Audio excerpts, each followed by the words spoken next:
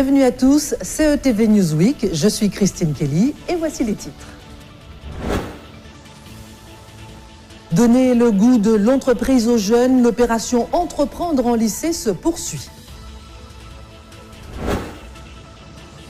Soupçon de gaz dans une école du Gosier, l'établissement a été désinfecté.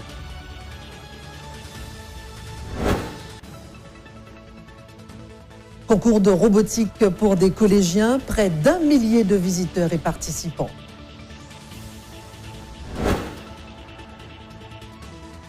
Le FEMI a ouvert ses portes 8 jours pour faire la fête du film afro-américain.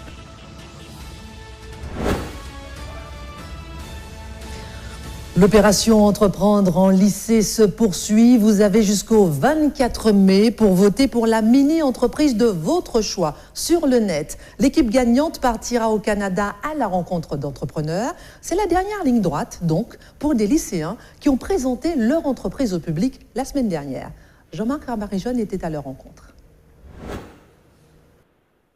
Samedi dernier, le centre commercial de Destreland accueillait la foire exposition de la 13e édition d'Entreprendre en lycée. 25 mini-entreprises issues du travail des élèves de quasiment tous les établissements de Guadeloupe. Ce jour-ci, il fallait présenter les différents produits comme de véritables professionnels. Aujourd'hui, nous sommes venus pour exposer et montrer un peu aux gens ce que la mini-entreprise Veloca offre comme service.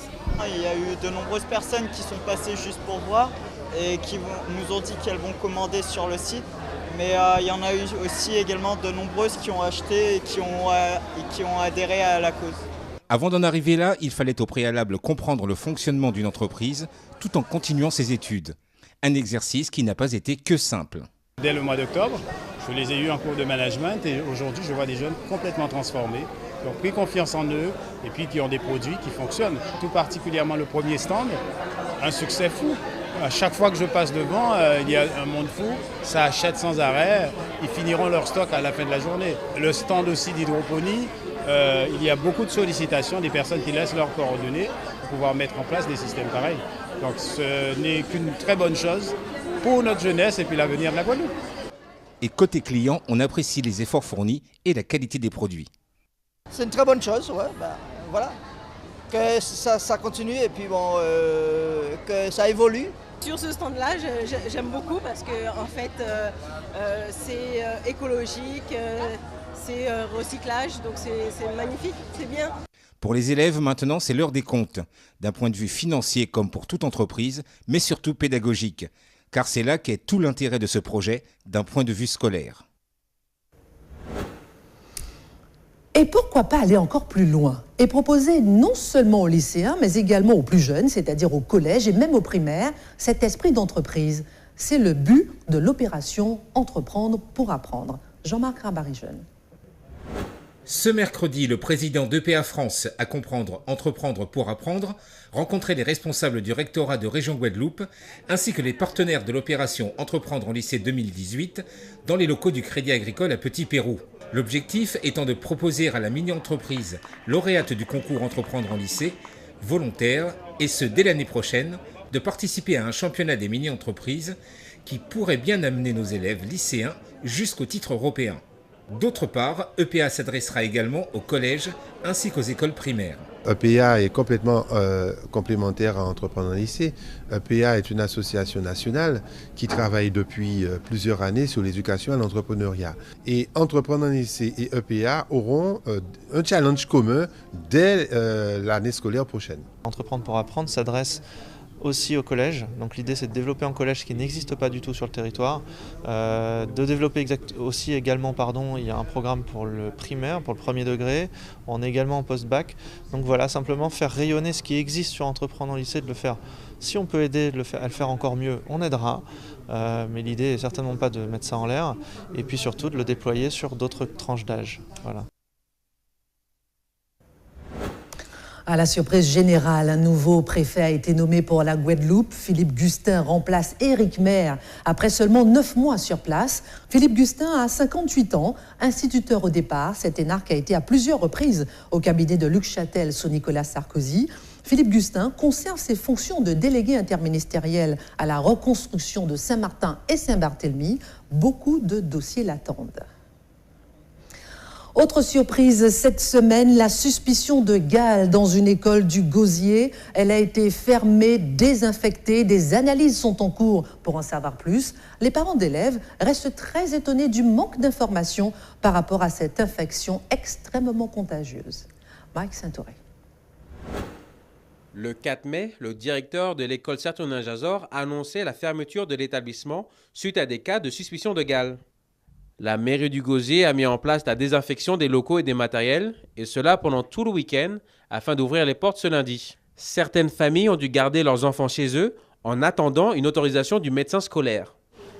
C'est vrai que c'est un peu étonnant parce que ces maladies-là, normalement, à notre époque, ça ne devrait même plus exister ou nous ne devons même plus l'attraper en tout cas. Mais bon, vous savez, certaines personnes ne font pas les nécessaires peut-être chez eux. Tous les parents ont reçu des petits bouts de papier, comme quoi il faut faire les nécessaires, regarder nos enfants, le regarder s'ils ont le cas ou pas, et puis nettoyer un peu chez soi aussi. Donc moi, dans mon cas, moi je sais ce qu'il faut faire, donc moi je l'ai fait en tout cas, et j'espère que les autres parents ont fait la même chose chez eux. Sur 149 enfants dépistés, 8 cas sont encore à surveiller. La ville attend les conclusions du rapport de l'Éducation nationale. Un communiqué de presse précisera ultérieurement l'information aux parents de l'école, notamment en cas de nécessité de fermer l'école. La période d'incubation peut être de quelques jours à plusieurs semaines et les démangeaisons peuvent durer de 2 à 4 semaines. 140 collégiens ont participé au concours Robotic First Guadeloupe cette année. En 2015, seulement 8 élèves faisaient partie de l'aventure. Il faut dire que cette manifestation a su donner aux jeunes le goût de l'ingénierie. Le thème général était sur l'eau au niveau national, un sujet qui a particulièrement inspiré les élèves confrontés au quotidien à des problèmes d'eau potable en Guadeloupe. Je suis allée à leur rencontre avec Jean-Marc Arbarijon. Ils étaient près d'un millier, collégiens, lycéens, encadrants et visiteurs, à avoir fait le déplacement au gymnase Laura Flessel à Petit-Bourg pour les finales du concours scientifique s'articulant autour de 2 axes. D'un côté, la 9e édition des Olympiades de sciences de l'ingénieur, une première en Guadeloupe. Pour cet événement, qui existe déjà depuis une quinzaine d'années dans l'Hexagone, 10 projets ont été présentés par des classes de terminale sciences de l'ingénieur, évalués par un jury selon plusieurs critères. L'équipe, avec le projet le plus innovant et répondant aux critères de sélection, devra de nouveau défendre son projet lors de la finale nationale le 17 mai prochain. Des classes suivies de près par l'Académie de Guadeloupe. Le rôle du rectorat dans une manifestation comme celle-ci, quel est-il ? D'abord, c'est d'encourager toutes les manifestations qui permettent aux élèves de se réconcilier avec les sciences. Vous savez que dans notre pays, nous avons besoin d'ingénieurs, nous avons besoin de scientifiques, nous avons des jeunes qui ont une appétence pour la science, mais qui malheureusement ne persévèrent pas après le baccalauréat. Donc tout est fait pour les encourager d'abord à travailler en équipe, à découvrir derrière ces concours les problématiques liées à la transition énergétique, la transition numérique, et puis j'espère certains vont s'orienter vers des formations scientifiques. Pour simuler l'eau, si je souffle dans le tuyau, ça va, là, sachant que l'eau est fermée, ça ne clignotera pas, ça restera allumé. La l'ampoule clignote, le compteur augmente, ça veut dire qu'il y a soit une fuite ou que l'eau est ouverte quelque part dans la maison. D'un autre côté, la 3e édition du concours robotique First Guadeloupe qui s'inscrit dans le cadre du challenge First Lego League. 60 pays y participent, soit près de 200 000 jeunes à travers le monde. Bonjour, je m'appelle Nao. Je suis un robot humanoïde imaginé et fabriqué en France. Cette manifestation de la Robotic First a commencé depuis 2015 avec une seule équipe qui était une équipe de plusieurs collèges ensemble, les collèges de la région prétoise, pour arriver aujourd'hui à 14 collèges. Quel est le but de cette manifestation aujourd'hui? Alors le but en fait c'est que les enfants approchent ce monde de la robotique et de l'informatique, de la programmation, c'est ce qu'ils font à partir de Lego, mais qu'il y a aussi un travail coopératif très important. Donc c'est ce travail coopératif qu'on va juger dans les valeurs fondamentales. Une fois le thème défini, les équipes se constituent au sein des collèges, définissent leur projet avant de se pencher pendant 3 mois dessus, intensément, afin de le finaliser. Le salon de la maternité s'est tenu cette semaine à Bémao. C'était la 2e édition. Un véritable succès. Mike Saint-Oré. La 2e édition du Salon de la maternité se tient du 4 au 6 mai au CWTC de Jarry. 3 jours dédiés aux futurs et jeunes parents. Nous avons la boutique solidaire de l'association Aide aux futurs et jeunes parents. Vous avez aussi Baby Bio qui a un stand beaucoup plus gigantesque, un bébé neuf, Maromaille Plus. Et vous avez la maternité, la polyclinique. Des conférences et des ateliers sur les diverses interrogations que les futurs et nouveaux parents peuvent avoir pendant les 9 mois de grossesse, sur l'allaitement maternel, l'alimentation de 0 à 3 ans, avec un net penchant cette année pour les gammes de produits bio. En fait, l'agriculture biologique privilégie l'agriculture sans pesticides. Donc l'impact, il est réel pour notre santé sur le long terme, surtout. On sait qu'en Guadeloupe, par exemple, nos sols ont été infestés de chlordécone. Donc c'est vrai que choisir une alimentation biologique permet d'éviter au maximum d'ingérer involontairement des pesticides.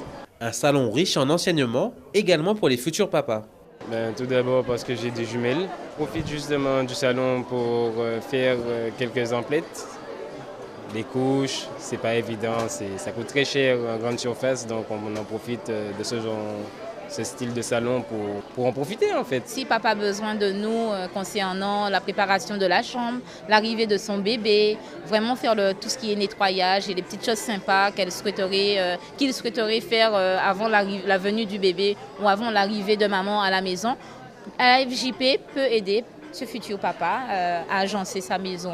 L'association Aide aux futurs et jeunes parents a décidé de mettre en place ce salon afin de réunir parents et professionnels de la petite enfance. Le FEMI, c'est parti. Le Festival régional et international du cinéma de Guadeloupe se tient en ce moment jusqu'au 19 mai au Lamentin.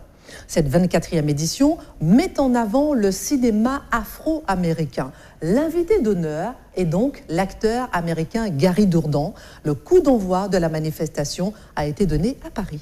Regardez. Le cinéma afro-américain, c'est le thème de la 24e édition du FEMI qui se déroule jusqu'au 19 mai en Guadeloupe. L'invité d'honneur cette année, c'est donc Gary Dourdan et certains l'ont notamment déjà vu dans la série Les Experts. Je suis très flatté, mais bien sûr c'est beaucoup de pression, mais je suis très content car c'est une grande opportunité de continuer de rencontrer des réalisateurs d'expérience, de jeunes réalisateurs également, découvrir de nouveaux films, être inspirés, se connecter tous ensemble et créer une communauté d'artistes. C'est dans la continuité de ce que je fais déjà, donc c'est une belle opportunité. 33 films seront en compétition dans 3 catégories, long métrage, court métrage et documentaire. Mais ce festival est également l'occasion de créer des liens entre les acteurs et les réalisateurs caribéens. Par rapport au parcours que j'ai pu faire, même si je pense que je suis que la moitié de ce que j'ai encore envie de faire, c'est essayer de partager mes compétences à des jeunes réalisateurs, leur éviter tous les obstacles que j'ai connus et surtout aussi dans une conscience un peu sincère, leur dire voilà, il y a d'autres choix que forcément opter toujours vers un financement national. Il faut aujourd'hui qu'on soit dans un engagement universel et pas forcément réagir sur la localité, sur la région. Aujourd'hui, on doit avoir un cinéma qui doit faire écho à un cinéma mondial qui s'est complètement décomplexé et dont nous aussi on fait partie. Et les organisateurs bénévoles du FEMI sont contents que cette 24e édition puisse voir le jour alors qu'elle était menacée faute de subventions. Nous avons dû reculer justement par rapport à des problèmes financiers, mais ce n'est pas forcément réglé. Et déplacer le FEMI dans le temps, ça n'a pas été... Comment dire, c'était vraiment la solution pour ne pas annuler. Mais ce n'est vraiment pas l'idéal, puisque ça engendre d'autres problèmes d'organisation. Donc, et les problèmes d'organisation par rapport, ne serait-ce qu'à ce déplacement de date, sont énormes. Et ça touche, je dirais, tous les postes du FEMI. Les invités qui étaient prévus, qui ne sont pas forcément prévus. Bon, là, c'est arrivé, mais on n'avait pas d'autre choix. C'est arrivé en même temps que le Festival de Cannes. C'est aussi le début du Festival Terre de Blues en Guadeloupe, qu'on sait qui est très prisé par les Guadeloupéens. Mais en même temps, comme nous faisons, je l'ai dit en conférence tout à l'heure, on a toujours travaillé avec les enfants, les élèves. Donc, ce qu'on nous on appelle donc l'éducation à l'image. Donc il fallait que le FEMI se fasse avant la fin de l'année scolaire. Donc en fait, il y a plein de paramètres qui font que le FEMI a été déplacé exceptionnellement cette année au mois de mai du 11 au 19, mais qui reprendra sa place dès l'année prochaine à la même période. Rendez-vous le jeudi 17 mai au Ciné-Théâtre de Lamentin pour la remise des prix. C'est le mois de commémoration de l'abolition de l'esclavage. Un fardeau ou un drapeau? Une dette ou une force? Qu'est-ce que cela fait résonner en vous? Vous pourrez en discuter à Petit Canal dans 2 semaines. Le festival Héritage Mémoire Vivante propose un programme particulièrement varié pour se souvenir, se souder, se projeter. Mike Saint-Auré.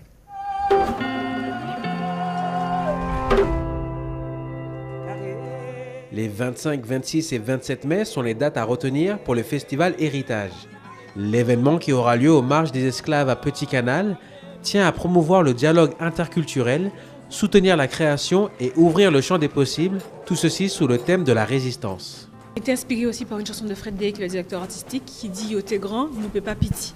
Donc clairement, l'idée c'est véritablement que les Guadeloupéens, les personnes qui viennent au festival se rendent compte qu'avant nous, il y a eu un certain nombre de personnes dont on ne connaît pas forcément le nom ou les tenants et les aboutissants, qui ont fait des grandes choses. Donc on ne peut pas, nous qui venons derrière, faire moins. Donc l'objectif c'est véritablement de parler de toutes les formes de résistance qui existent, que ce soit des résistances violentes qu'on connaît, donc les grèves, les marronnages ou des choses comme ça, mais aussi les résistances un peu plus passives, un peu plus invisibles, comme les fois les esclaves ont empoisonné leurs maîtres, ou encore les résistances féminines, quand les femmes disent « bon, nous aussi on veut faire du gros cas », elles ne font pas de grève, elles ne font pas d'esclandre, mais elles font avancer la cause générale. Donc l'idée c'est ça, c'est de faire un peu le point dans l'histoire de Guadeloupe, de l'ère précolombienne à nos jours, sur tous les moments où il y a eu des phases de résistance. Les 3 jours proposeront des ateliers de découverte, des pièces de théâtre, sans oublier la partie musicale.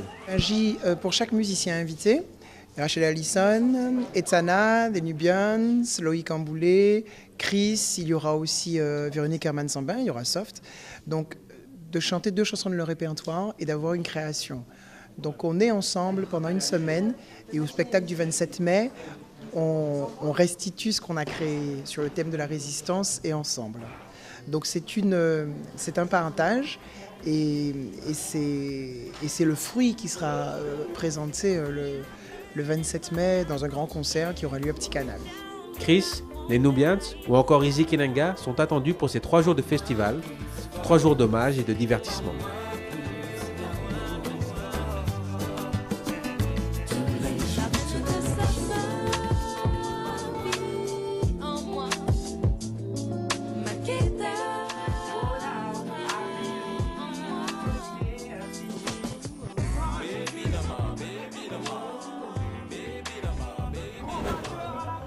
Allez, gardons cette note de musique pour terminer ce journal avec le concert de Niska, une foule en liesse, un artiste à succès qui s'est produit au Palais des Sports du Gosier.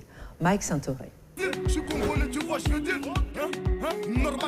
Son dernier album Commando cumule plus de 380 000 ventes et fait partie du top 3 des succès commerciaux de l'année 2017. Ses singles sont systématiquement récompensés. La jeunesse guadeloupéenne était bien présente pour le concert de Niska au Palais des Sports du Gosier.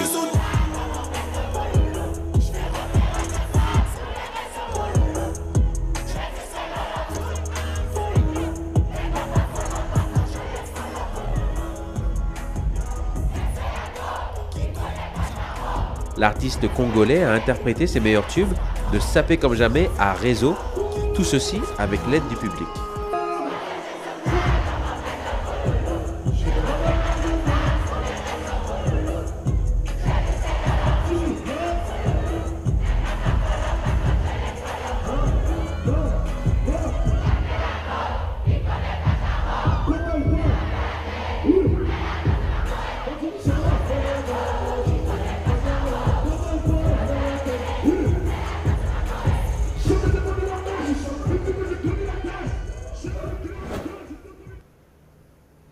C'est la fin de cette édition. Merci de nous avoir suivis. Grandissons ensemble sur ETV.